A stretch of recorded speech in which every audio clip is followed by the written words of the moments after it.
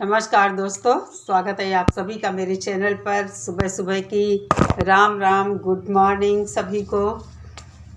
कैसे हैं आप सभी? मैं अभी नहा धोकर आई हूँ और आज थोड़ा बिज़ी रहने वाली हूँ। मेरे घर में मेहमान आने वाले हैं कुछ, तो मैंने सोचा हो सकता है मेरा वीडियो आज भी ना जा पाए, तो फटाफट मैंने सोचा थोड़ा सा वीडियो बनाते हैं, छोटा सा ही। और हो सकेगा तो शाम को वीडियो लाऊंगी, अगर टाइम मिला तो ज़बरदस्त वीडियो आने वाली है। तो बने रहिए सभी लोग चैनल पर, और चैनल को नहीं सब्सक्राइब किया है तो सब्सक्राइब कर लीजिए। वीडियो अच्छी लगा करे तो लाइक और शेयर ज़रूर किया कीजिए। तो भगोड़ी के कारनामे आप लोग देख ही रहे हैं, और हमारे देश में इतना बड़ा हादसा हो गया है कुंभ मेला में कि मतलब सोच से परे है कि ऐसा कैसे हो गया। ये हादसे हैं, अचानक होते हैं। लोगों की लापरवाही कहें या नासमझी कहें, कुछ भी आप कह लीजिए। प्रशासन पर बहुत बड़ा सवाल यहाँ भी उठ खड़ा हुआ है। लेकिन हम सब कब से सीमा हैदर को देख रहे हैं, इसकी जो भी है गतिविधियाँ किसी को समझ में नहीं आ रही हैं। और अभी मैंने कंघा उंघा भी नहीं किया है। तो कहने का मतलब ये है, हमारे देश में जब भी कुछ होता है इस तरह का कुछ, हम लोग परेशान होते हैं, दुखी होते हैं कि हमारे देश में ऐसा कैसे हो गया है। सीमा हैदर इस समय मौज बना रही है,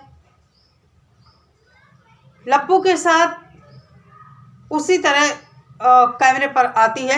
लेकिन क्या आप लोगों ने देखा कि इसके मुंह से एक भी शब्द ऐसा निकला कि जिन लोगों के साथ हादसा हुआ है, इतनी बड़ी दुर्घटना हुई है, लोगों ने अपनों को खो दिया है, हम सब इस चीज़ को भुला नहीं पा रहे हैं। क्या भगोड़ी के मुंह से एक शब्द निकला है? नहीं निकला।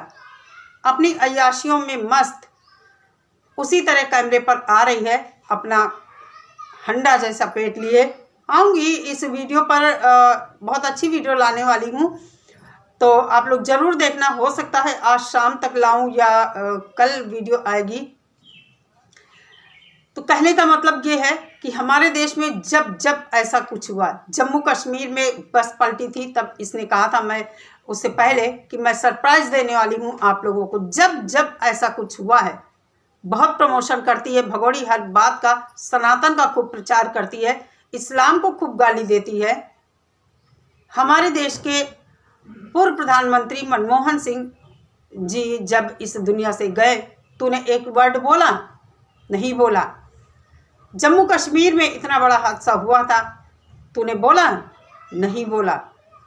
हमारे यहाँ इस समय कुंभ में जो हुआ है, गलती किसी की भी हो, तेरे मुंह से एक शब्द निकला?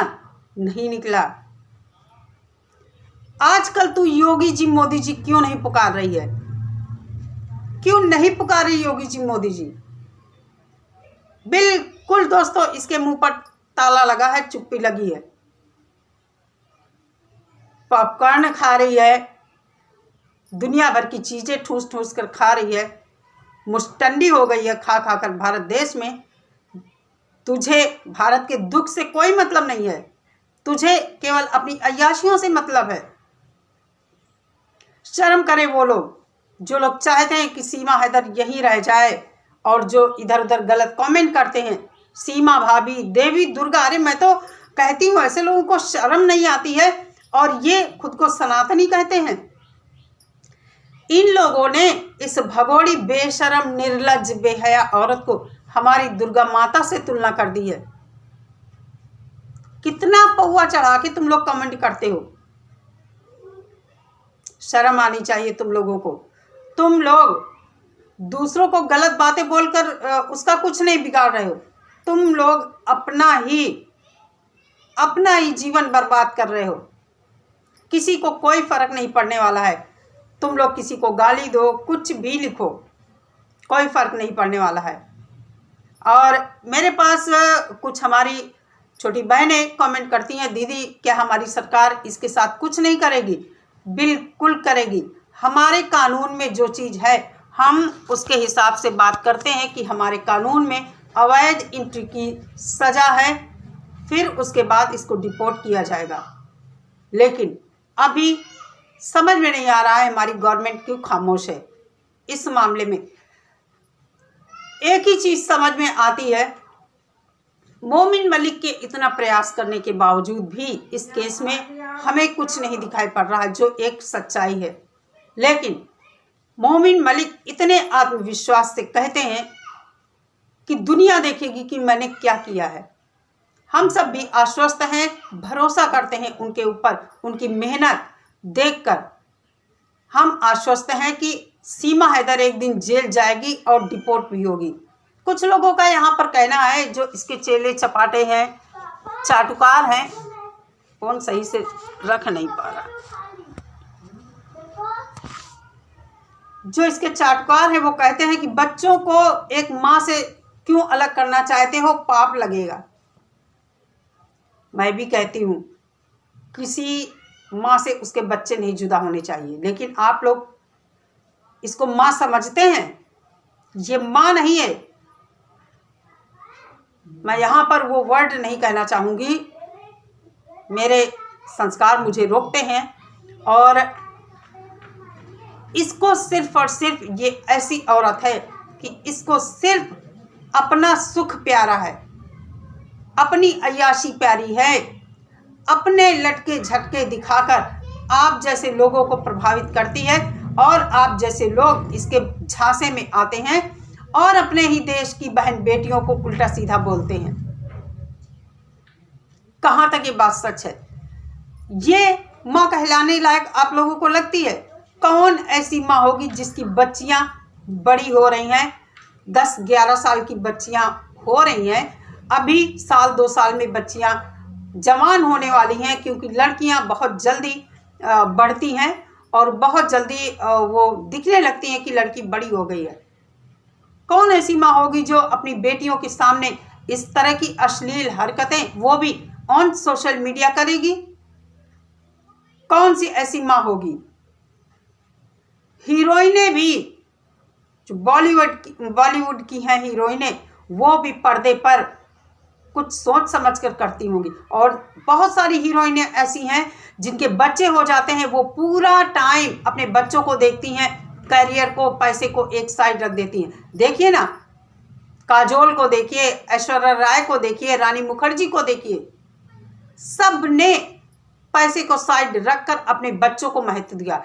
लेकिन आप लोगों के अनुसार ये माँ है, बच्चे दूर ना करो। कैसे ना बच्चे दूर रखे जाएं इससे? इतनी अश्लील निर्लज्ज औरत है जिसको अपने चरित्र का बिल्कुल भी ख्याल नहीं है। पाकिस्तान से गंदगी मचाकर हमारे भारत में वही चीज करने आई है, और जब से ये आई है, मैं तो इसे भारत के लिए पनौती मानती हूँ। जब से ये आई है हमारे भारत में कितना कुछ हो गया, कितने हादसे हुए। जम्मू कश्मीर में चाहे आप ले लीजिए, चाहे कहीं का भी ले लीजिए। मैं तो कहती हूँ कि भगोड़ी कुंभ जाती कितना अच्छा होता, कितना अच्छा होता कि ये कुंभ मेला जाती।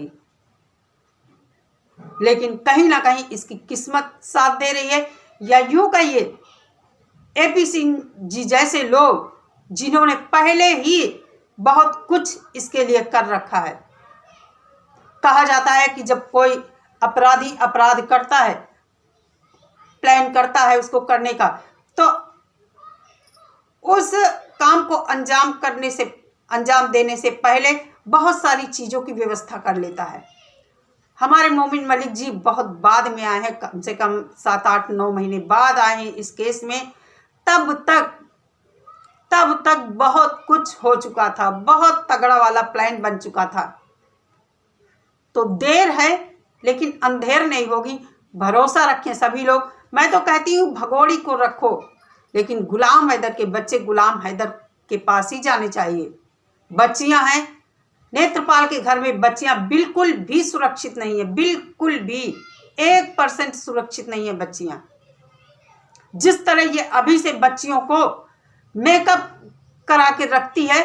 और हर वो बंदा जो मुझे कहीं से भी अच्छा नहीं दिखता है इसके घर आता है, सब वही शराबी, नशेड़ी, गंजेड़ी टाइप के, ये रिक्शे वाले, ठेली वाले, इस टाइप के लोग लगते हैं। ऐसे ही लोग इसके घर आते हैं। तो बताइए कैसे वहाँ बच्चियाँ सुरक्षित हैं? गुलाम हैदर परेशान है कि बच्चियों के लिए ही वो परेशान है।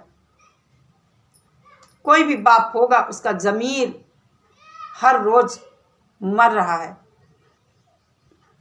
बच्चों को देखकर कि बच्चों के साथ क्या हो रहा है, क्या होने वाला है।